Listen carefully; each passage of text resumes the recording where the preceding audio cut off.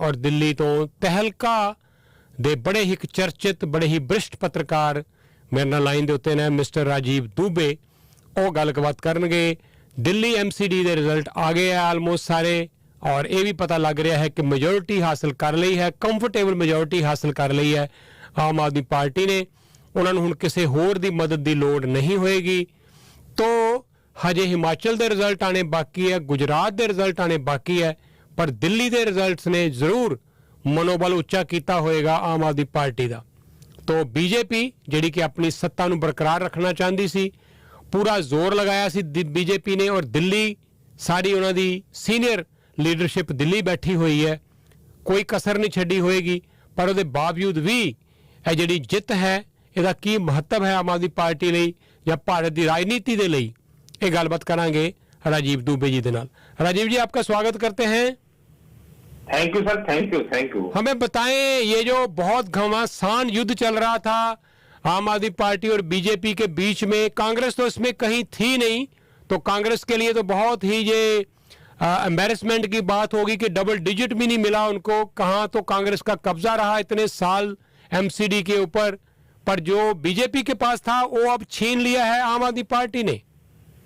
Sir ऐसा है कि 2017 में कांग्रेस के पास 30 सीटें थी जी, अब बच के 9 सीटें बची हैं और कांग्रेस और बीजेपी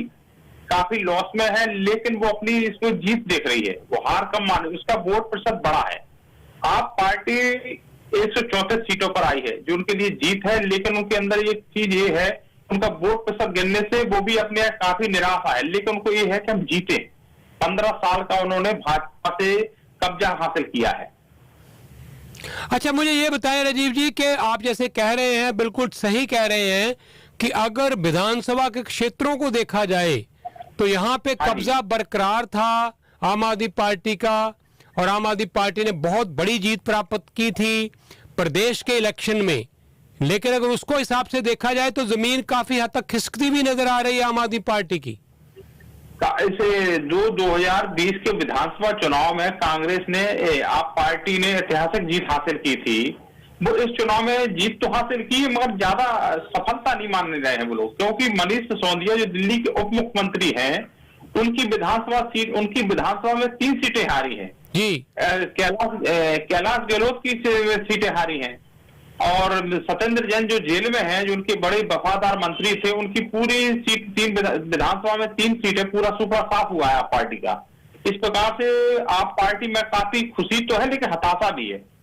जी। तो एक तरफ जैसे आप बता रहे हैं कि खुशी इस बात की है कि उनका कब्जा हो गया है MCD के ऊपर, लेकिन दूसरी तरफ ये भी चिंता है कि जमीन खिसकती नजर आ रही है, वोट जो बैंक है वो टूटता नजर आ रहा है। लेकिन ये बताएं कि अगर ये MCD अब इनके पास आ गई है तो बहुत कुछ ऐसा होगा दिल्ली में जो ये खुद कर पाएंगे जो अभी तक नहीं कर पा रहे थे और इनका हमेशा क्लैश रहता था बीजेपी के साथ।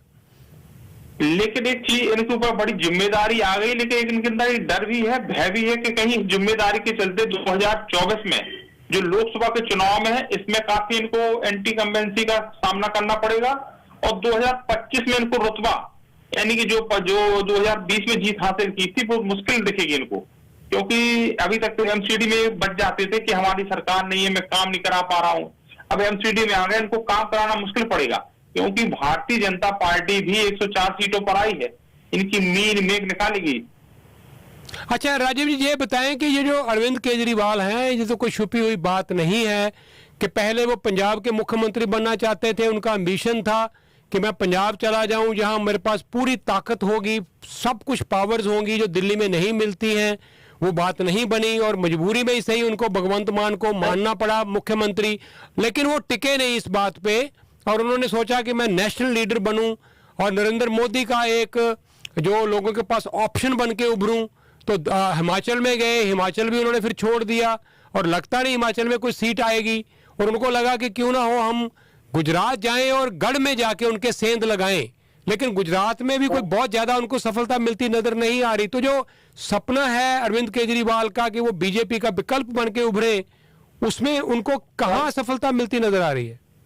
सर ये सियासत है, पूरी तरह से अरविंद केजरीवाल भी जानते हैं, भारतीय जनता पार्टी के नेता भी जानते हैं, उन्हें अच्छी तरह से ये मालूम है कि हम कांग्रेस के विकल्प के तौर पर भाजपा उनके साथ खेल रही है, कि भारतीय जनता पार्टी चाहती है कांग्रेस को जैसे तैसे डैमेज किया जाए, इसलिए बड़ी बुराई को यानी बड़ी पार्टी को कम करने के लिए अरविंद केजरीवाल के साथ वो एक अंदरूनी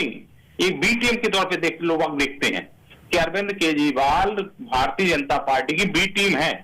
इसलिए ये आगे चल रहे, क्योंकि मनीष सिसोदिया के ऊपर जो आरोप लगे थे चुनाव के पहले वो कम कर दिए गए थे। अब दूसरी बात है, कल से मनीष सिसोदिया पर फिर के केस दायर करेंगे, फिर से इनके मुकदमा दायर होगा, फिर से जो भ्रष्टाचार के आरोप लगेंगे,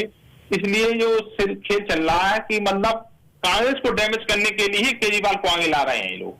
भारतीय जनता पार्टी वाले। तो बेसिकली ये लग रहा है कि जो वोट बैंक वो खा रहे हैं वो कांग्रेस का ही खा रहे हैं, बीजेपी को इससे कोई बहुत नुकसान नहीं हो रहा।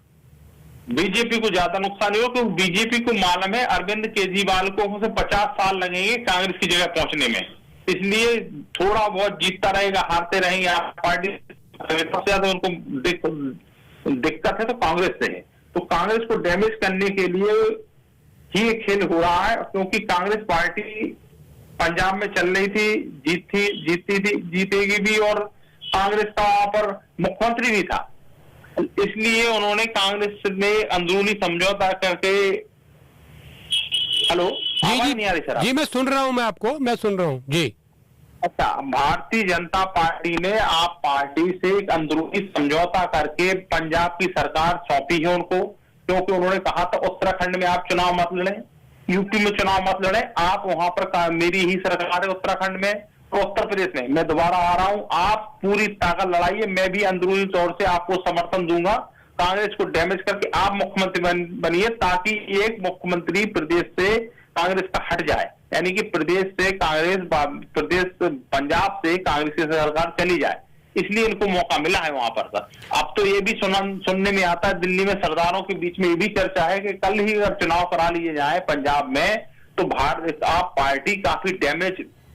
नजर आएगी आपको। वो रुतबा नहीं है उनका, 3-4 महीने में उनकी पोल खुलने लगी है 6 महीने के अंदर सर। अच्छा, गुजरात में लेकिन कांग्रेस पार्टी को जितना नुकसान होना चाहिए था उतना होता नजर नहीं आ रहा, क्योंकि जो मुस्लिम वोट है, जो बहुत फैक्टर है गुजरात में, आम आदमी पार्टी को लग रहा था कि वो बीजेपी के पास तो वो जाएंगे नहीं, कांग्रेस के पास अगर नहीं जाते तो वो आम आदमी पार्टी के ही पास आएंगे, लेकिन कांग्रेस अपना फिर भी वहां पे आधार बरकरार रख रही है। नहीं, मुस्लिम मतदाता जो है वो समझ गया है कि केजरीवाल भारतीय जनता पार्टी यानी बीजेपी की बी टीम है, वो अब इस पर विश्वास ज्यादा नहीं करते, फिर लौट के ही वो फिर के जा रहे हैं वहां पर कांग्रेस के पास। मुस्लिम मतदाता जो अल्पसंख्यक वर्ग है, दिल्ली में भी एक सीट है ओखला में, तो वहां के विधायक हैं, एक मोमडन है उनका अमानतुल्लाह खां, उनके यहाँ भी 6 सीटों में 3 भाजपा जीती है, 2 बीजेपी जीती है जी। तो बेसिकली 3 बीजेपी जीती है, 2 कांग्रेस जीती, एक सीट पे ही आप पार्टी आई है जो मुस्लिम पार्टी का गढ़ है और मुस्लिम सीट है, अमानतुल्लाह खां के विधायक है। मतलब कुल मिलाकर कहने का मतलब यह है कि मुस्लिम मतदाता भी अब आप पार्टी से खिसकता नजर आ रहा है जी। तो आपने जैसे बताया कि अभी लोकसभा चुनाव होंगे, फिर उसके बाद विधानसभा चुनाव दोबारा होंगे, तो अब तो एमसीडी आम आदमी पार्टी के पास आ गई है, तो उनके लिए बहुत ज्यादा अब ये मुश्किल होगी लोगों को खुश करना और लोगों को ये बताना होगा। अभी तक तो बच जाते थे, अभी तो ये बच जाते थे कि मेरे पास एमसीडी नहीं है, मैं काम नहीं करा पा रहा हूँ, जनता को दुख। अब चूंकि अब इनके पास एमसीडी भी आ गई है, आ भी गई और ना के बराबर आई है, क्योंकि विपक्ष में भारतीय जनता पार्टी बड़ी मजबूत स्थिति में है, इनके पास 104 है, उनके पास 134 सीटें हैं, तो कोई बड़ी कांटे की टक्कर नहीं, कांटे का विपक्ष रहेगा मुकाबले में। तो इसका मतलब यह है कि अगर कोई 5-10 बंदे खिसक गए आम आदमी पार्टी से और वापस आ गए, क्योंकि 126 चाहिए मेजोरिटी के लिए, सिर्फ 8 सीटें ही ज्यादा आई हैं। आज का टक्कर देखो, इनके पास अगर मुश्किल से आज की डेट में यही माहौल चल रहा है दिल्ली में, गर्मा गर्मी सियासत यही तेज चल रही है, कुछ भी संभव है राजनीति में। बहुत जो गुजरात और हिमाचल के चुनाव के बाद परसों आपको दिल्ली की राजनीति बदली दिखेगी, एमसीडी की, और पूरे देश की राजनीति बदलाव आएगा परसों से। चलिए, बहुत अगर चुनाव में गुजरात और हिमाचल में भारतीय जनता पार्टी सरकार बनाती है तो दिल्ली की एमसीडी चुनाव में भी वो मेयर अपना बना सकती है, एंड किन प्रकार जो सियासत में दाव चले जाते वो चल सकती है। ठीक, बहुत बहुत शुक्रिया राजीव जी, आप दिल्ली में रहते हैं और दिल्ली के बहुत जाने माने पत्रकार हैं, तो आपकी जो समझ है, आपकी जो ऑब्जर्वेशन है, हम उसको मानते हैं, और जो आप वहां ग्राउंड में देख रहे हैं वो हमसे बात बता रहे हैं, तो देखना होगा। और अगर जरूरत हुई तो इन इलेक्शंस के बाद आपसे फिर बात करेंगे जल्दी। सर 24 आवर्स हम डेली बात करो, मैं आपको डेली बताऊंगा सर। किसी मुद्दे पर मुझे 1 घंटा पहले बता दे, इस पे पूछा तो मैं अध्ययन करके बताया करूंगा सर मैं आपको। धन्यवाद राजीव जी, बहुत अच्छा लगा आपसे बात करते हुए, धन्यवाद।